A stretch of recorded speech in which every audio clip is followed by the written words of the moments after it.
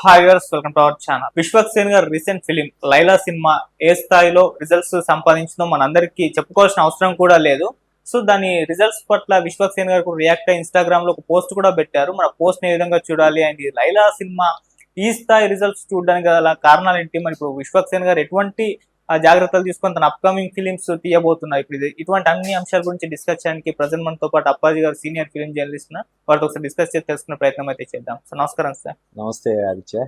Sir, Laila movie Vishwak గారి career లోనే disaster గా మిగిలిపోవడం చూసాము. ఫుల్ ట్రోలింగ్ కు గురైంది, చాలా విమర్శలు ఆయన మీద వచ్చేస్తాయి. అంటే విశ్వక్ సేన్ అంటే ఎట్లాంటి సినిమాలు మనం ఊహించుకుంటాం, ఒక దాస్ కా దమ్కి, ఒక హిట్, ఒక ఈ నగరానికి ఏమైంది లాంటి అటువంటి స్టోరీస్ ఎంచుకునే ఈ వ్యక్తి లైలా సినిమా ఏ విధంగా చేశారని చెప్పేసి చాలా మంది అభిమానులు కూడా వాపోయారు. ఆ సినిమా కలెక్షన్స్ కూడా అతి దారుణంగా వచ్చాయని చెప్పేసి కూడా చూసాం.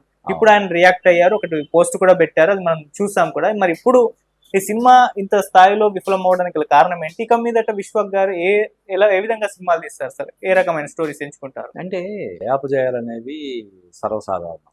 ఇప్పుడు ఎన్టీఆర్, ఏఎన్ఆర్, కృష్ణ, సోహన్ బాబు, చిరంజీవి వీళ్ళందరూ కూడా విజయాలు పరాజయాలు రెండు చూసిన వాళ్ళే కదా అందరూ కూడా.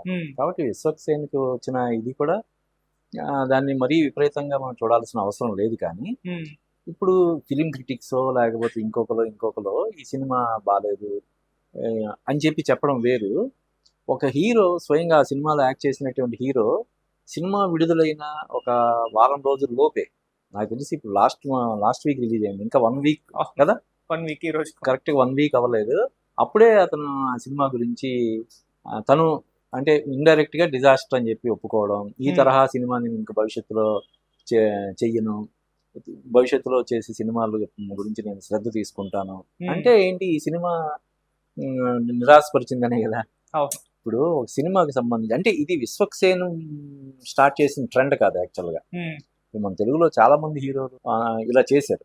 ఒక సినిమా రిలీజ్ అయిన తర్వాత అది ఆశించిన స్థాయిలో విజయం సాధించకపోతే ఫ్యాన్స్ కి క్షమాపణ చెప్పడం ఇవన్నీ చేస్తున్నారు. ఇది నాకు తెలిసి ఇది ఒక రాంగ్ ట్రెండ్ ఇది.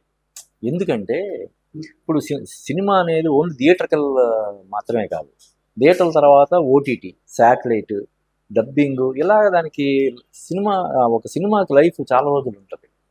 ఇప్పుడు ఒక సినిమాలో యాక్ట్ చేసిన హీరో తనే నా సినిమా చాలా ఘోరంగా ఉంది, ఇటువంటి సినిమాని నేను భవిష్యత్తులో చెయ్యను, క్షమించండి అని చెప్తే అది ఎలా ఉంటుంది దాని ఇంపాక్ట్ కదా.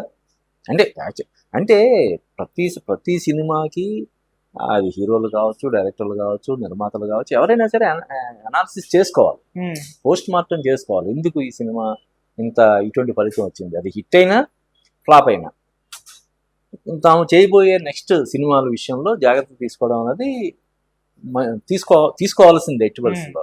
కానీ ఒక సినిమా రిలీజ్ అయ్యి ఇంకా వారం రోజులు అవ్వకుండానే ఇటువంటి సినిమా చేసినందుకు నేను సిగ్గుపడుతున్నాను, భవిష్యత్తులో ఇటువంటి సినిమాలు నేను చెయ్యను అని చెప్పడం అన్నది కొంచెం అంటే అందులో నేను చెప్పింది బిజినెస్ పాయింట్ ఆఫ్ వ్యూలో.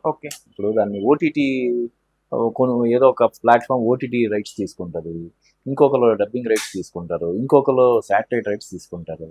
వీళ్ళందరి పరిస్థితి ఏంటి అంటే అతను చెప్పనంత మాత్రాన ఈ సినిమా అక్కడ ఇది అవుతుందని కాదు, కానీ ఆదరణ పొందుతుందా లేదన్నది పక్కన పెడితే ముందు తనే ఒక హీరోని అలా ప్రకటన చేయడం అన్నది నాకు కొంచెం కరెక్ట్ కాదేమో అని నాకు అనిపించింది. అంటే అతను ఈ సినిమాలో అసభ్యత ఎక్కువైందని విమర్శలు నేను స్వాగతిస్తున్నాను, భవిష్యత్తులో నా సినిమాల్లో నేను క్లాస్ సినిమా చేసినా, మాస్ సినిమా చేసినా అసభ్యత అనేది లేకుండా జాగ్రత్తలు తీసుకుంటాను అన్నాడు.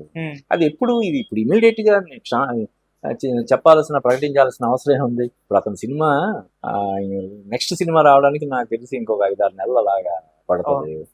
సినిమా రిలీజ్ ముందు ఒక 4 రోజుల ముందో వారం రోజుల ముందో నా సినిమాలో లాగా ఎక్కడ దీనికి అసభ్యత అనేది లేకుండా అన్ని జాగ్రత్తలు తీసుకున్నాం, ఇది క్లీన్ ఎంటర్టైనర్, మాస్, అందరిని అలరించే సినిమా అవుతుంది అని చెప్పి చెప్పొచ్చు కదా.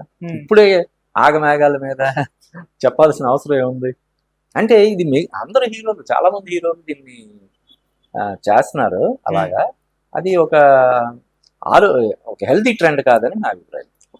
ఎందుకు హెల్తీ ట్రెండ్ అని అనుకోవట్లేదు అంటే అంతకుముందు టెంపర్ అప్పుడు అనుకుంటా సార్, జూనియర్ ఎన్టీఆర్ గారు కూడా అభిమానులకు ఒక హామీ ఇచ్చేసారు, ఇక మీదట మీరు కాలర్ ఎగురెత్తుకునే సినిమాలను తీస్తారన్నారు, వరుసగా డబుల్ హ్యాట్రిక్ కొట్టేశారు. ఎందుకంటే అంతకుముందు రభస, ఇంకో సినిమా వచ్చింది టెంపర్ సినిమా, ముందు సినిమాల గురించి ఆయన మాట్లాడారు, టెంపర్ గురించి కాదు.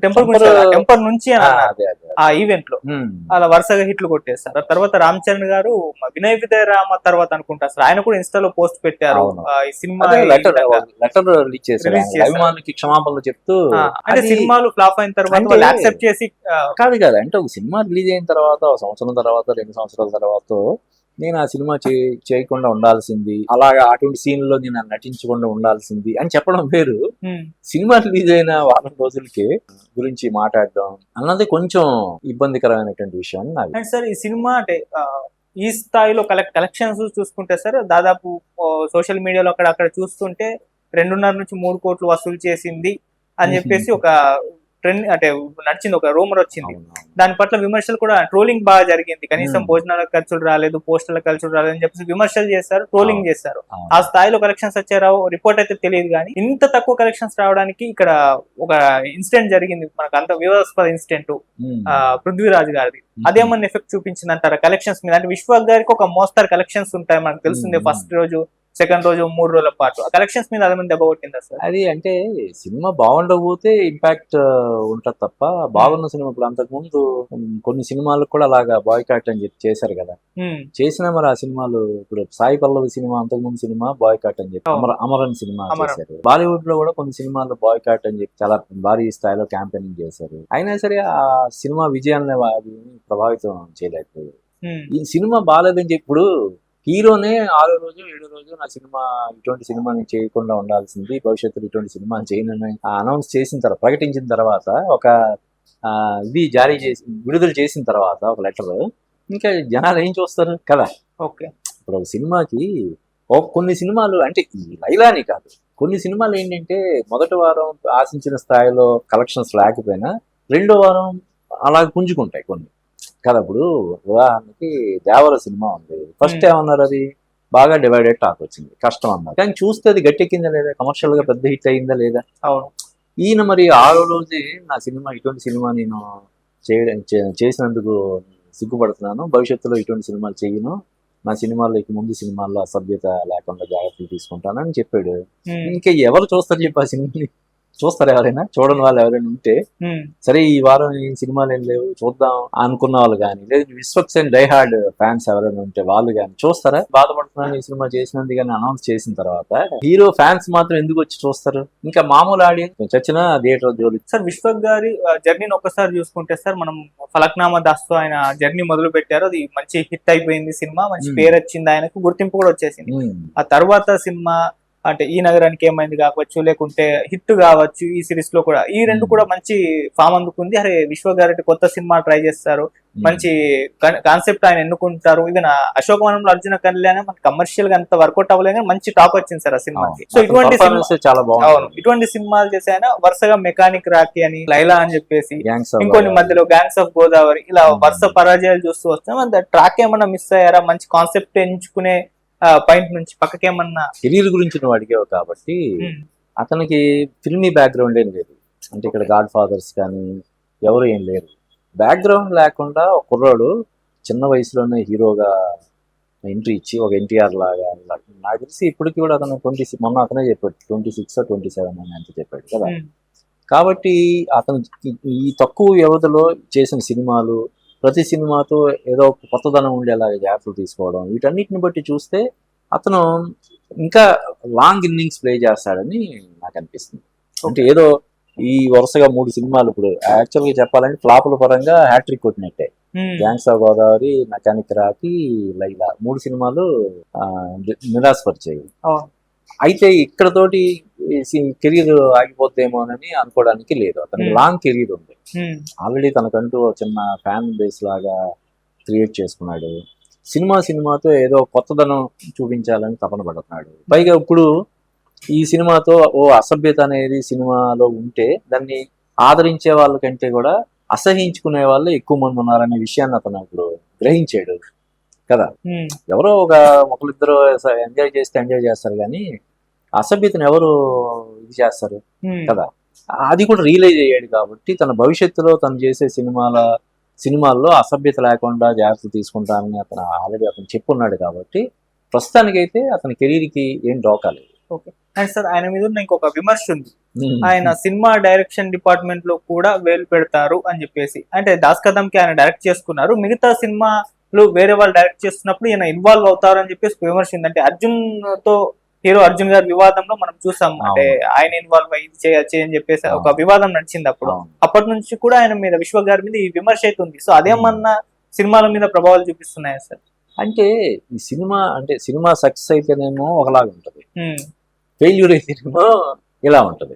అంటే జనరల్ గా మనం చూస్తుంటాం ఎన్టీఆర్ లాంటి లెజెండ్స్ ఒకసారి డైరెక్టర్ కి ఓకే చెప్పి స్క్రిప్ట్ ఓకే చేసిన తర్వాత సెట్కి వెళ్ళిన తర్వాత అసలు ఎందులోనూ ఇన్వాల్వ్ అయ్యేవాళ్ళు కాదు. అసలు ఏం చేయమంటే అది చేయడం, వాళ్ళకి తెలిసినా కూడా ఇదేదో చాలా చెత్తగా తీస్తున్నాడని తెలిసినా కూడా చెప్పేవాళ్ళు కాదంట. అది ప్రతి హీరో కూడా ఫాలో అవ్వాలి. నువ్వు ఎన్ని జాగ్రత్తలు తీసుకున్నా, ఎన్ని సూచనలు ఇవ్వాలనుకున్నా, మార్పులు చేయాలనుకున్నా, ఏదైనా సరే సెట్కి వెళ్ళడానికి ముందు స్టోరీ డిస్కషన్ టైంలోనే టేబుల్ మీద అవన్నీ జరగాలి. నీకేదో డౌట్ ఉంది, లేకపోతే ఇంకేదో ఇక్కడ ఇంప్రూవ్ చేయాలని అనిపించింది, లేకపోతే ఇంకో రకంగా తీస్తే బాగుంటుందేమో అని అనిపించింది, ఇంకో వెర్షన్ ఏదైనా ఉంటే ఇలాగే ఏదైనా సరే ముందే ఒక్కసారి కదా, ఎంత పెద్ద డైరెక్టర్ అయినా సరే. కాబట్టి అటువంటివి చేయకుండా ఉంటేనే, అంటే అతను ఎంతవరకు ఇన్వాల్వ్ అవుతాడు, ఏంటి ఇంటర్ఫియర్ అవుతాడా, ఇన్వాల్వ్మెంట్ ఏంటన్నది మనకు తెలియదు. కానీ ఒకవేళ అలా చేసి ఉంటే మాత్రం మిగతా డైరెక్టర్లు కూడా గబుక్కున ఎందుకు అన్నిట్లో ఇన్వాల్వ్ అవుతాడంట, ఇంటర్ఫియర్ అవుతాడంట, మనకి ఎందుకు అని చెప్పి కొంతమంది మంచి డైరెక్టర్స్ అసలు అతను అప్రోచ్ అవ్వకుండా ఉండే ప్రమాదం కూడా ఉంటది కదా. ఓకే కదా, కాబట్టి ఒకవేళ నిజంగా అతను అటువంటి చేసి ఉంటే ఈ సినిమాల్లో అవి, దానివల్ల అతను ఆల్రెడీ కొంత నెగిటివ్ రిజల్ట్ చూశాడు కాబట్టి భవిష్యత్తులో అటువంటి చేయకుండా ఉంటే మంచిది.